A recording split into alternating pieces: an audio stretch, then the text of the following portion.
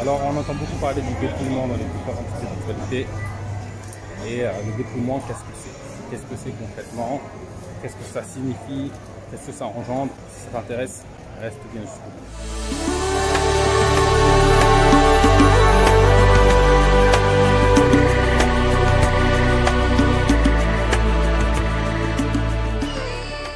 Bonjour, bienvenue dans Enquête spirituelle, la première chaîne qui traite en profondeur des réalités spirituelles. Je m'appelle Bakary Nkaté et ici je te parle de connaissance de soi et de spiritualité, car c'est en s'éveillant sur ces questions que nous, l'humanité, nous pouvons bâtir un monde meilleur, nous rapprocher du divin et réussir notre passage sur Terre. Donc si toi aussi tu veux t'éveiller spirituellement, deux choses à faire. La première, tu t'abonnes, tu actives la cloche pour être une parade puissante en chaque semaine. Et deux, va dans la barre de description et accède gratuitement à un test de personnalité, car celui qui se connaît le tout. Ça étant dit, rentrons dans le vif du sujet. Quel est le véritable sens du dépouillement? Alors je profite, la première fois que je ferai une vidéo en marchant, tu me diras ce que tu en penses en commentaire. Si ça te parle, si tu aimes bien ce format-là, ça ferait plus sinon. Je profite de cette petite balade en vacances pour parler du dépouillement. Une des causes profondes de nos souffrances, c'est notre attachement aux choses. Le fait d'être attaché à tout ce que j'ai acquis, tous mes biens. Et en plus, on se bat pour acquérir nos biens. C'est-à-dire que moi, je me bats pour acquérir tous les biens que je possède. Et donc, on s'attache à nos biens. On s'attache à nos proches. On est attaché à nos parents naturellement. On est attaché à nos frères et sœurs. On est attaché à nos enfants. On est attaché à nos conjoints. Et ça, c'est aussi la cause de grandes souffrances. Parce que on s'accapare. C'est à moi. C'est mon père. C'est ma femme. C'est mon frère. C'est le mien. C'est mon enfant. Et en fait, le fait de s'accaparer tout ça, de s'approprier autrui, en fait, quelque part, et ben, ça nous fait souffrir. On souffre parce que dès que le proche reflète une image qui n'est pas en accord avec ce à quoi j'aspire, ce que je veux pour moi et pour lui, et ben je souffre. Je souffre parce que mon fils a décidé de faire un choix de métier particulier, par exemple. Je souffre parce que ma femme m'a trompé ou s'habille pas comme je le voudrais. Et tout ça, ça génère des schémas de souffrance inutiles. Complètement inutiles.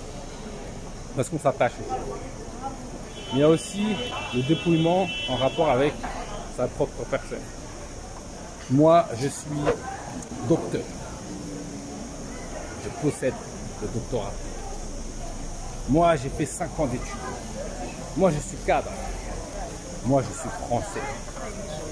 Et en fait, pareil, tout ça, ok, sympa, mais c'est pas ta véritable personne. Et ça génère des schémas de souffrance. Parce que quand tu vas avoir des Français qui font pas ce qu'il faut à tes yeux, d'ailleurs, c'est à tes yeux à chaque fois, quand tu vas voir des étrangers débarquer en France et dégrader ou créer une autre relation avec la France, ça va créer en toi des schémas de souffrance. Parce que c'est mon pays, c'est à moi, c'est chez moi. Tous les attachements aux choses créent des schémas de souffrance. Et donc, en spiritualité, on va te parler du dépouillement. Il faut se dépouiller. Et c'est dépouiller, c'est-à-dire, je ne possède plus rien. C'est-à-dire que ma maison, c'est pas ma maison. Ma voiture, c'est pas ma voiture. Tout ça m'a été prêté par la vie. Tout ça m'a été mis à disposition pour un temps de vie. D'ailleurs, quand je vais mourir, ça va plus m'appartenir. Et quand ce temps de vie sera terminé, eh ben, ça passera dans d'autres mains. Donc tous mes objets ne m'appartiennent pas. Tout mon argent, tout mon compte à banque, ça ne m'appartient pas. Tout mon savoir, mon contenu, les formations que je propose, le contenu que je partage, ça ne m'appartient pas. Toutes mes idées, ça ne m'appartient pas. Mes proches ne m'appartiennent pas. Ma femme ne m'appartient pas. Mes parents ne m'appartiennent pas. Mes enfants aussi. Ce sont des âmes qui cheminent tout autant que moi. Elles font leur cheminement spirituel, elles font leur chemin d'éveil. Aucunement elles ne m'appartiennent. Je ne suis pas eux. Elles ne sont pas moi. Et le fait de faire cette distinction, alors ça va venir peut-être en contradiction avec ce que je partage, parce qu'on est tout et un. Mais ce que je veux dire là, c'est que en fait, le véritable sens profond du dépouillement, c'est que rien n'est moi et moi je ne suis personne, mais en fait, ça rejoint, je suis tout le monde en fait. Ça se rejoint en fait. Se dépouiller totalement, c'est comme si ça équivaut à tout s'accaparer. Mais tout. Et en fait, je préfère cette version en fait. Tout est à tout le monde. Mais pour cette vidéo spécifiquement, on va rester sur le dépouillement. Rien n'est à moi. Et je ne suis pas les autres. Et les autres ne sont pas moi. On va rester dans un cadre compréhensible. Donc, quand on monte en conscience, tout est un en fait. Et donc, de conscientiser que ton mari, ce n'est pas toi. Ce n'est pas toi. Il ne t'appartient pas. Et donc, il fait son chemin. Il fait son chemin. Et donc, qu'il fasse un choix qui est en accord ou pas avec ce à quoi tu aspires, ça le regarde de lui en fait. Et pareil pour toi. Et c'est là où c'est le plus, pour moi, c'est le plus profond. Parce que pour les biens, on peut l'entendre, même si c'est difficile de se dire ouais, je ne possède rien. Bah, c'est la pure et stricte vérité. Mais on peut l'entendre pour les biens. Ok, ça crée ce détachement. Je ne possède pas ma voiture, je ne possède pas tout ça, et donc du coup je peux prendre les risques qu'il faut, je peux me mettre dans les dispositions qui m'arrangent, je peux disposer des choses, et je suis détaché. On règle ma voiture, ok, s'il se passe un truc, j'avance. Pareil pour les proches, ça c'est un niveau dessus. Mais pour les proches, pour tes enfants, eh ben s'il se blesse, il se blesse. S'il fait une erreur, il fait une erreur. S'il se trompe, il se trompe. Et d'ailleurs, qu'est-ce que t'en sais qu'il va se tromper? Ton père ne s'est pas comporté selon l'image que tu as du père. Et alors? C'est un chemin, c'est un cheminement. Le concept de père lui-même ne t'appartient pas. Est-ce qu'il y a un consensus? Chaque année, on se réunit et on décide un père, ça doit être comme ci, comme ci, comme ça, comme ça. Non. Tu as une vision du monde du père, c'est vrai. Mais même ça, ce n'est pas toi. Et en fait, il faut se dépouiller de tout ça.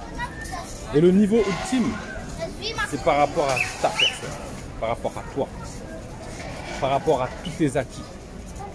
Je parle telle langue, je suis de tel statut, je suis de tel pays.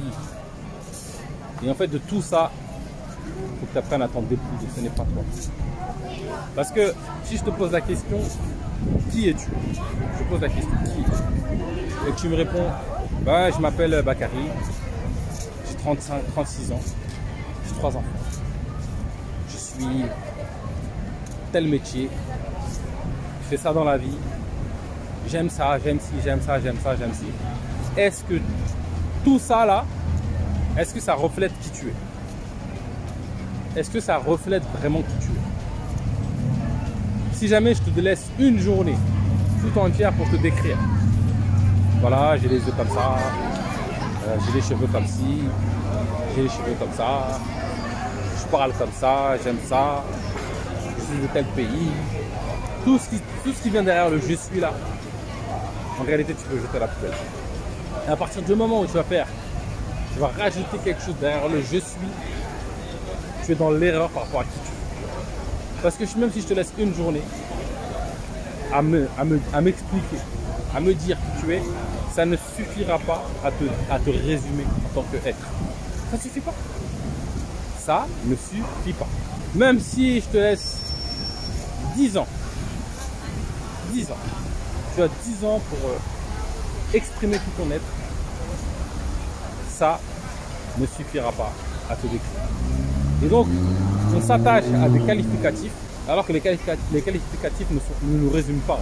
On a le potentiel de tous les qualificatifs. Et donc, tu ne peux pas te résumer à une description.